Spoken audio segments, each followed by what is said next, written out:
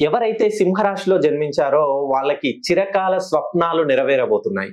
మీరు జన్మతః సింహరాశిలో మక, పుబ్బ, ఉత్తర నక్షత్రాల్లో జన్మించినట్లయితే ఒక్కసారి నన్ను పర్సనల్ గా కలిసే ప్రయత్నం చేయండి. మీరు ఏ పని చేసినా, విదేశాల్లో ఉద్యోగం కోసం ప్రయత్నిస్తున్నా, విదేశాల నుండి ఇక్కడ వ్యాపారం చేయాలనుకున్నా, మీరు నమ్మిన వాళ్ళ చేతిలో మోసపోయి ఉన్నా, ఎవరైతే సింహరాశిలో జన్మించారో మెయిన్ గా వాళ్ళకి ఇప్పుడు అష్టమ శని ప్రభావం వల్ల ప్రతి పనిలోనూ ఏదైనా ఒక పని ప్రారంభిద్దామన్నా, నూతనంగా ఏదైనా కొత్త ఆలోచనలు ఆచరణలో పెట్టే ఆలోచనలో ఉన్నా కూడా వాళ్ళకి ప్రతి పని ఒక అడుగు ముందుకేస్తే 10 అడుగులు వెనక్కి లాగినట్టుగా ఉంటుంది.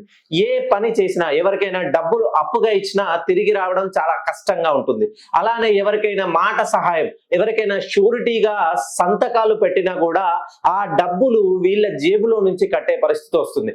ఎప్పుడైతే మీ దగ్గరి బంధువుల్ని కానీ, మీ మిత్రుల్ని కానీ, శ్రేయోభిలాషుల్ని కానీ నమ్మితే, వాళ్ళని నమ్మి చేరదీస్తే వాళ్ళు ఖచ్చితంగా మీ ఎదుగుదలను చూసి ఓర్వలేక మీ నాశనాన్ని కోరుకునే ప్రయత్నం ఎక్కువగా చేస్తారు.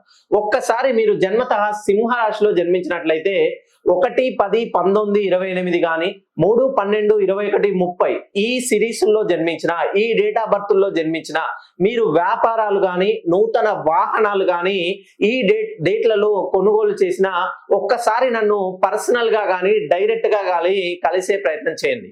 ఎందుకనంటే ఏదైనా ఒక ప్రమాదం జరగబోయే ముందు ఒక చిన్న సిగ్నల్ లాగా మనం ఒక సిగ్నల్ పాయింట్ కి వెళ్తే ముందుగా ఎల్లో, రెడ్, గ్రీన్.